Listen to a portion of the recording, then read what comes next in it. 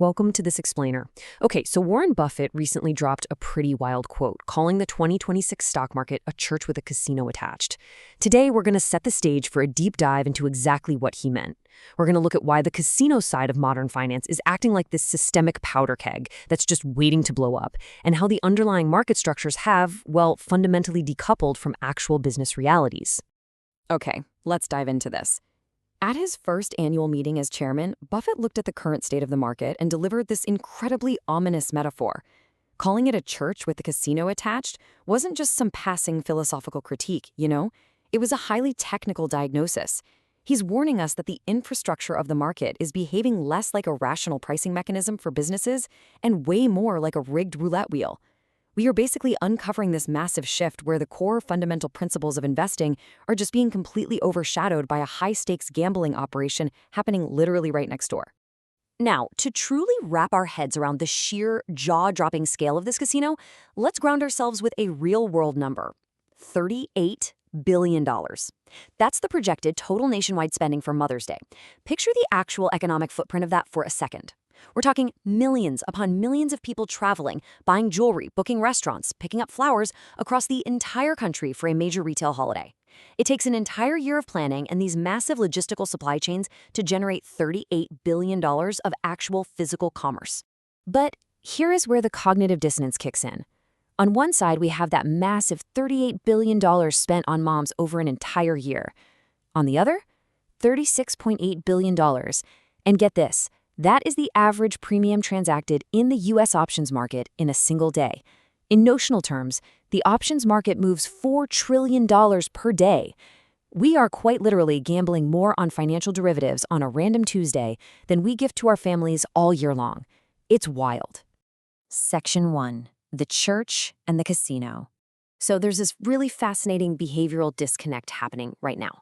The data shows that when people consume value investing content, they stick around for the safety. They find comfort in the sanctuary of the church, right? But the clicks, the actual clicks, are heavily dominated by speculative options trading. It's like cognitively, we crave the safety of Benjamin Graham, but we are deeply, deeply addicted to the casino's dopamine rush. And that rush has materialized in the explosive growth of 0 days to expiration, or 0DTE options. These are contracts that expire on the exact same day they are traded. What used to be this super niche institutional hedging tool has mutated into a massive retail-driven force, now making up roughly 60% of the total volume in the S&P 500. The casino is actively taking over the house. Section 2. The Gamma Squeeze Machine. Now, what's really interesting about this is how these physical forces interact in a 0-day environment. That's why this is such a systemic risk.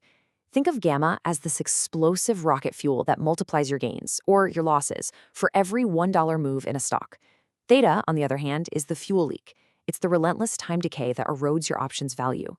Imagine driving a car where the gas tank will completely, mathematically drain in exactly 6.5 hours, no matter what you do. Because a 0DTE option expires in just one trading session, its entire time decay is compressed into a single day. There's zero time to wait around and adjust. This compression makes gamma incredibly explosive, meaning a tiny little move in the S&P 500 can trigger a violent swing in premium value in mere minutes. And these Greek variables, delta, gamma, theta, and vega, they aren't just abstract math equations meant for some college chalkboard. They are the literal physical forces dictating rapid price discovery right there on the market floor. Buying a 0DTE option is basically like strapping yourself to a rocket with an unpredictable fuse, leaving your portfolio entirely at the mercy of these relentless variables. You're no longer trading a company's fundamentals, you're trading the immediate erratic physics of the market's plumbing. Which leads us to a terrifying 4-step feedback loop, the gamma squeeze. Step 1. Retail traders aggressively buy up 0DTE calls. Step 2. The market makers who sold those calls must remain risk neutral. They aren't in the business of guessing market direction, so to protect themselves, they are forced to hedge by buying up index futures. Step 3. This massive forced buying pressure causes the underlying asset price to artificially rip higher. And step 4, this newly higher price increases the gamma of the calls even further, forcing the market makers to buy even more futures just to stay hedged. It is the ultimate tail wags the dog scenario. Asset prices completely decouple from economic reality, driven upward entirely by forced mechanical hedging rather than, actual corporate value. Section 3. The Implied Volatility Trap. So the crucial point is, if the market is repeatedly ripping higher like this, why are so many people losing their shirts? Well, it comes down to fear. Broader systemic fear actively sets a trap for inexperienced retail traders. Right before major market events, like say an earnings report, uncertainty just sweeps through the system. This uncertainty drives up something called implied volatility, or IV. Retail traders flood into the casino right when these options are at their absolute most expensive, heavily anticipating a massive outsized price swing. Let's look at the mathematical proof of that brutal truth. Take a scenario for a stock surrounding its February earnings. Right before the event, the implied volatility was sky high at nearly 30.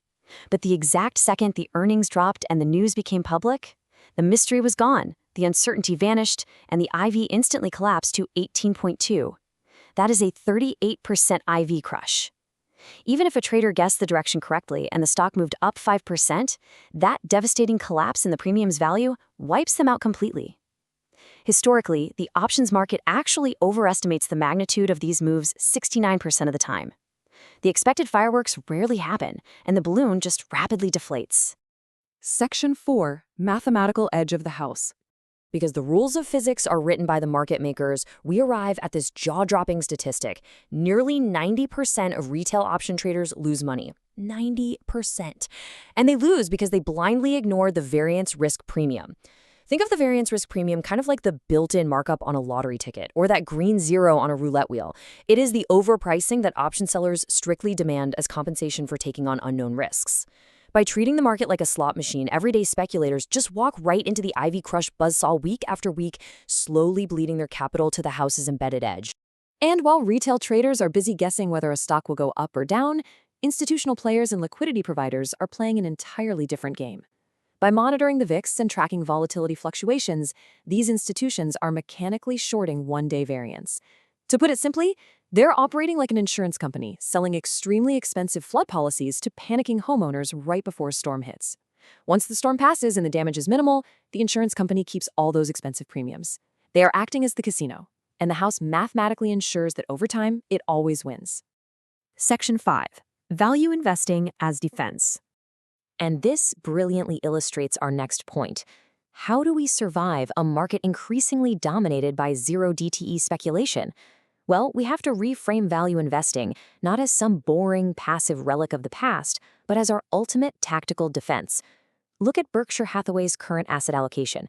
They have a record-shattering cash pile of nearly $397 billion, heavily parked away in treasury bills. Buffett isn't sitting on this mountain of cash because he's run out of ideas. No way. He is executing a highly calculated, fortified retreat. He is waiting patiently in the sanctuary of the church for the hyper-volatile casino to inevitably run out of liquidity and break. To really ground this final lesson, let's look back to Benjamin Graham, the father of value investing. He wrote, "An investment operation is one which, upon thorough analysis, promises safety of principal and a satisfactory return. Operations not meeting these requirements are speculative." And while this is the ultimate contrast we are seeing today, the disciplined sanctuary of the church stacked right up against the reckless, mathematical certainty of loss in the momentum-driven casino. So as we wrap up this explainer, I think it's really worth taking a moment to audit our own portfolios. When we look at the core assets we hold and the timeframes we trade them in, we really have to ask ourselves a difficult question. Based on the structural physics we've unpacked today, are we investing in the sanctuary of the church? Or just gambling our future away in the casino? Thanks so much for joining me on this deep dive, and remember to stay focused on the fundamentals.